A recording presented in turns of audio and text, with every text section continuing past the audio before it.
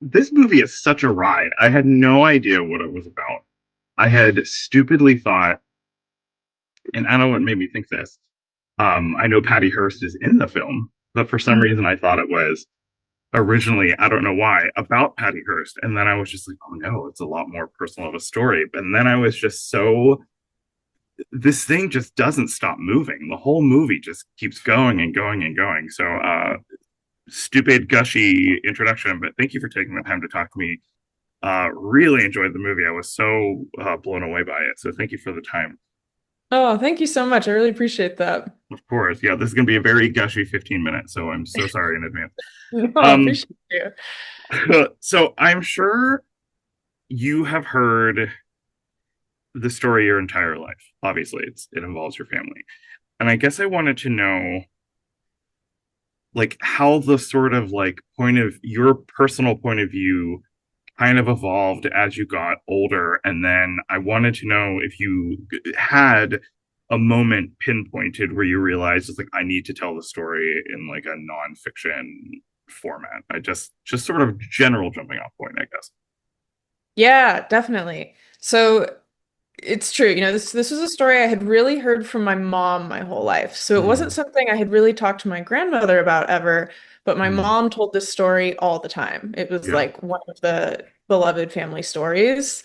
And I think the two like moments that always jumped out at me from this story were my mom telling me that, of course, my grandmother was held hostage, and then that when she was released, that a cop told her it's ignorant sluts like you that make our job so hard. Like that line always was so God. shocking and I've really been thinking stood about that out. line all day. Honestly, I've Yeah. been like all morning. I was like, oh my God. So, sorry, go ahead.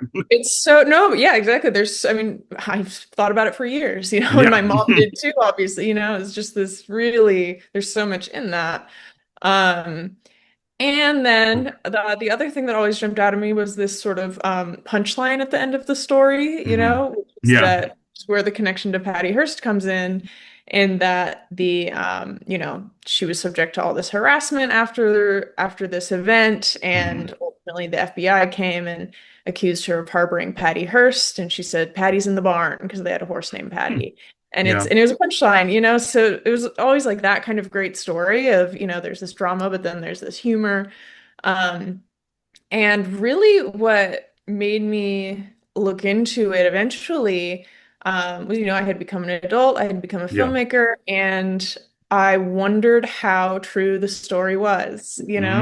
It's such a Okay. great story, it's such a Yeah. dramatic story. It's been told so many times, and you know how things can kind of get dramatized Sure. time. So not to say I thought my family were liars. I just, wondered how, Yeah. what else I could find about this. And that kind of inevitably led down this path because I went and found an old newspaper article written by actually the journalist that was held hostage with my Yeah. grandmother, Boni Salutis. And the article not only totally confirmed the story I'd always heard, but also was even more dramatic than I had realized. And then I found archival footage, and it was just totally incredible. And then sitting down with my grandmother, then I that really sealed the deal.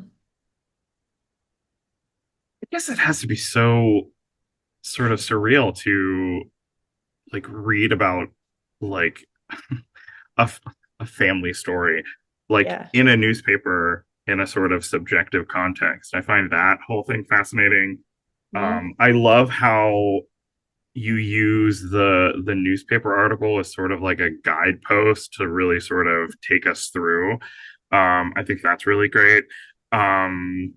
I kind of wanted to ask about sitting down with your grandmother. She has such a warm presence. I love how much the camera is just pointed directly at her. I guess I wanted to know, I don't want to say like, how do you kind of sit down with your grandmother in a completely different way? But I guess, is there anything that you could tell me that you were concerned about or something that you really wanted to keep to yourself in terms of having a more journalistic, subjective director uh, interviewee, I guess, kind of point of view, if that makes sense. Yeah, God, I have so much to say about that. Mm, I think one thing I'll say before I get into that is just I appreciate you saying kind of, we spend a lot of the film just with the camera pointed at yeah. her. And I think that was something that became very clear to me very early on, that this was never going to be a film where we were afraid of talking heads, because Mm, I think my family are all so expressive, yeah, they are. have these, they're so expressive. And so watching my grandmother talk, watching my mom, my aunts, my uncle, I want to see their faces when they're speaking. Hmm. So that was one thing. But I Mm, think so sitting down with her for the first time, for one thing, she was very skeptical okay. about doing the interview. Because she didn't think anyone would be interested, her attitude was sort of that, who cares about this Yeah. story? Who wants to know? She hadn't been telling it over and over again Yeah. in the way my mom had. Um, and so there was a little bit of that there.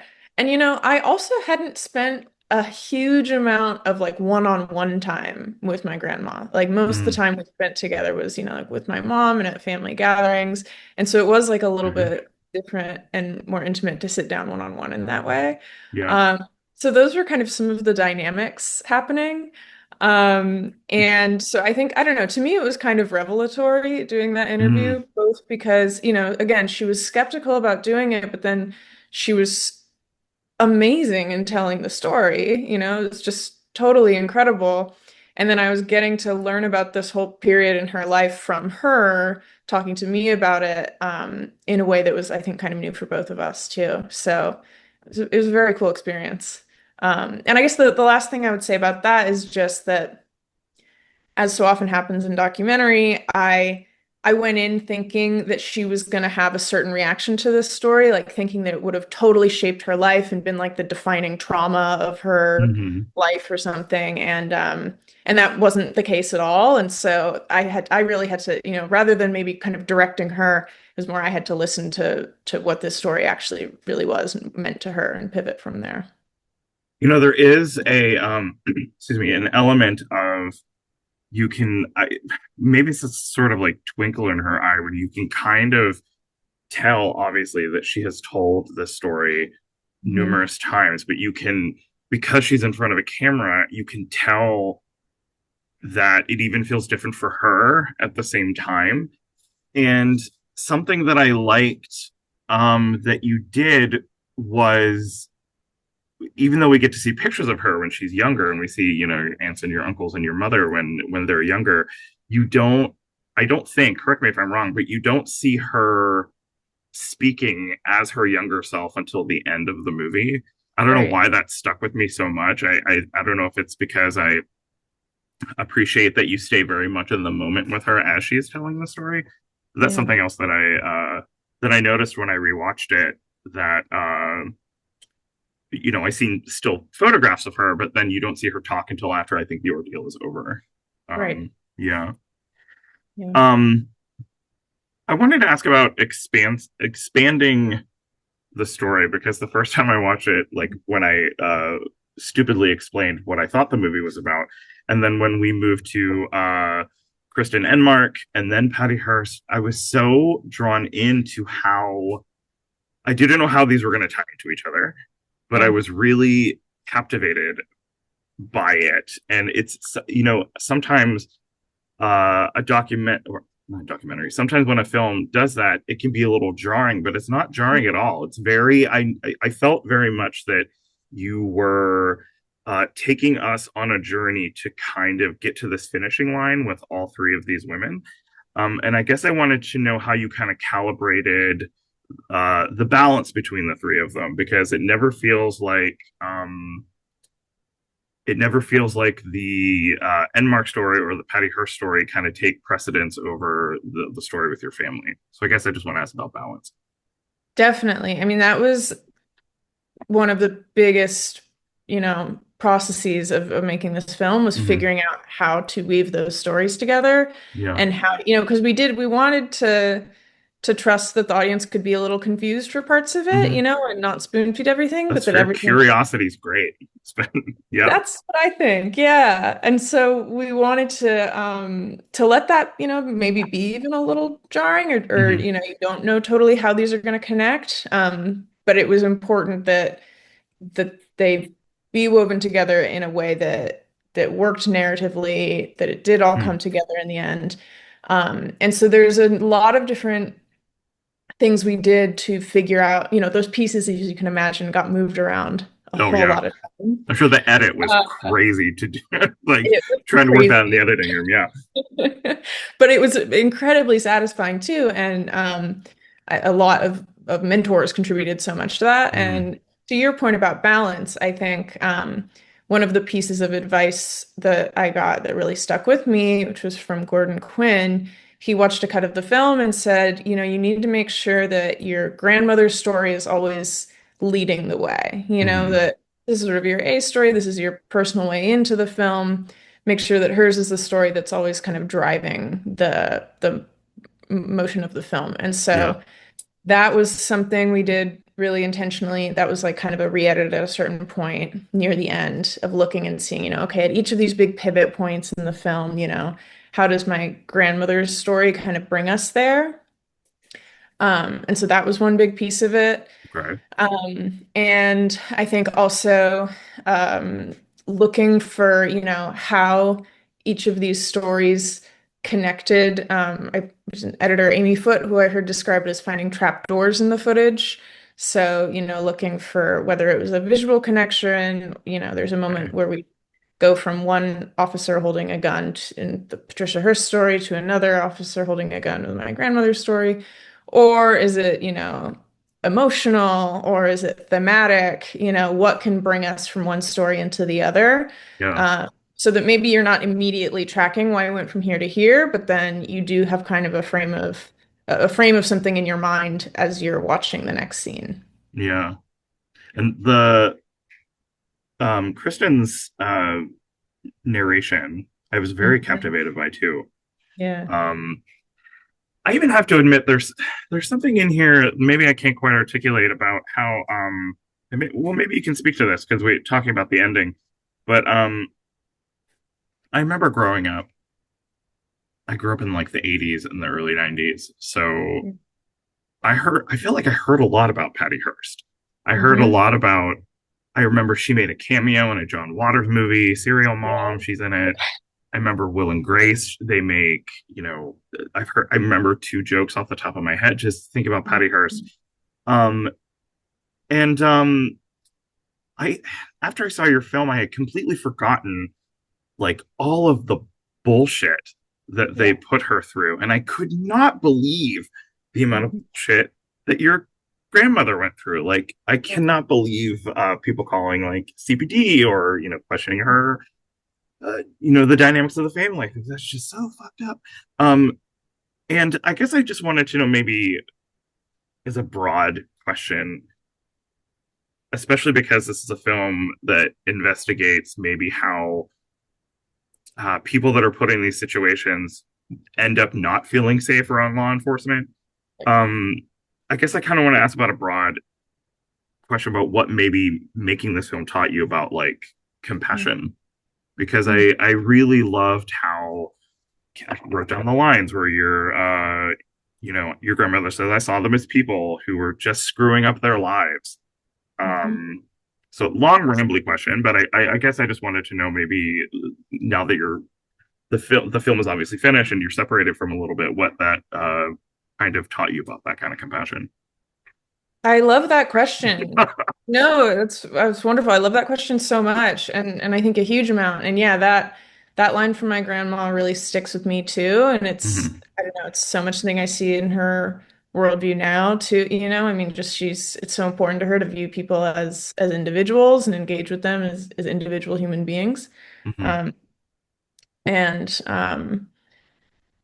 Oh, there's so much. Another line that always really sticks out to me from the film is my mom who says something like, the police weren't trying to find a solution, they were trying to win, right? And so that's Mm. like this huge, huge force, I think, in all three of these stories and also in the world and interpersonally, Yeah. that's such a dynamic that can come up of trying to win. And all these authorities in these different stories were coming at these situations with so much aggression, with so much vengeance. That was really kind of, I think, what was driving these approaches. Yeah. And in many cases, they really made it, no, three cases really made explicitly clear that keeping people safe was not the goal, right? It was to kind of get a win and get revenge. And when I contrast that with how my grandmother approached this whole situation, to me it's just incredibly powerful that Hmm. she both was very effective. She negotiated the release of her children, she navigated this whole situation where no one was killed, no one was hurt. Yeah. Um, but she also approached it, not in a way of like, let me, get revenge, let me win. She came at it in a way of, okay, like these are people in a Hmm. circumstance, the fact that she was able to navigate that situation where she was in danger and her children were in danger, but navigate that without, I don't know, just with so much bravery, I think, Hmm. but also compassion, and not let that blind her. And I think respond to a really terrifying situation um, in a way that she didn't then resort to painting people with a broad brush, right? I don't know. I Yeah. think it's really powerful, and it has changed the way I look at all sorts of dynamics and all sorts of interactions. And I think Hmm. also the bravery she brought to that situation, um, she showed a lot of beautiful qualities that are also often kind of coded as feminine qualities, Yeah. and that contrasted with the sort of male coded aggression. I think that says a lot about why she was not seen as a sort of hero in the aftermath, but because she wasn't Hmm. the damsel. But Yeah, that whole section where you explore, it's so messed up to me that it's just like women are just supposed to be damsels in distress, and it would have been way more acceptable if she would like faint and just exactly. let the men come in and it really disturbed me that it kind of felt like people in various situations were comfortable with letting certain people become potentially collateral damage to a violent situation. Mm-hmm. That whole section where you show the articles where they just keep referring to her as attractive. Yeah. Now I understand like misogyny has a lot more permission at that time not to give Yeah. certain whatever, but it's it uh makes me really mad. That's a really amazing section where you transition from between the stories, I think, really Mhm. beautifully, talking about like that Patty Hearst, Mhm. considerable problems at 15, an irrational Right. woman. It's insane. I was like, why are we talking about people like this? Um, I guess that kind of leads me to my final question for you. It made me think about the term Stockholm Syndrome a lot. This is a phrase that I've heard my entire life. Right. And I guess this may sound like a silly question, but I feel like if you could go back in time and sort of remove that phrase from our lexicon, would you do it? Or do you think that phrase is important now that we have some distance from like the original Patty Hearst sort of situation? I think I would remove that phrase. I Okay. think that, one way I have I've talked about this film is to say that I don't think the goal of this film is to say that any of these women or any people do or do not have Stockholm syndrome, Mm-hmm.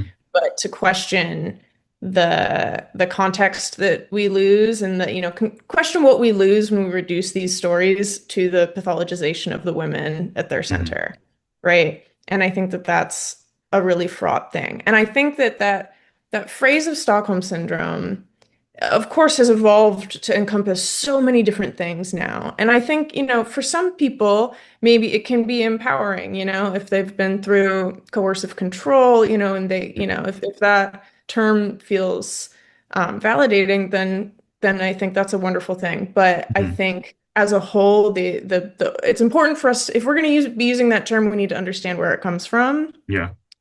I think is really what it comes down to. And I hope that by thinking about that idea more critically, we also think more critically about all these different kind of commonly accepted, commonly held terms that so Mhm. often were built to support institutional power, right? Like this is Mhm. a term that came out of wanting to prop up these patriarchal forces and to Yeah. silence these women. And I think that's important for us to know and understand when it is so ubiquitous in society and to think carefully about what other things might be playing into that.